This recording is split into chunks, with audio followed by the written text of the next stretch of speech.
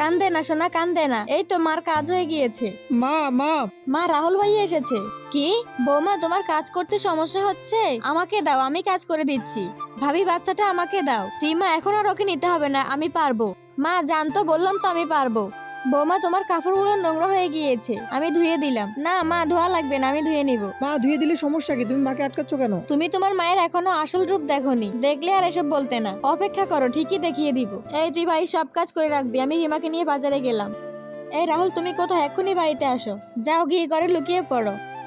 কিরে, তোর দেখি এখনো কাজ করা হয়নি? অলক্ষী একটাকে বাড়িতে এনেছি, অপায়া বাচ্চার জন্য কোনো কামই করতে চায় না। মা, ওকে এভাবে বললে হবে না, ওকে একটু শিক্ষা দিয়ে দাও। শুধু আমার ছেলের জন্য তোকে এই বাড়িতে রেখেছি, নয়তো কবে ঘাড় ধাক্কা দিয়ে বের করে দিতাম।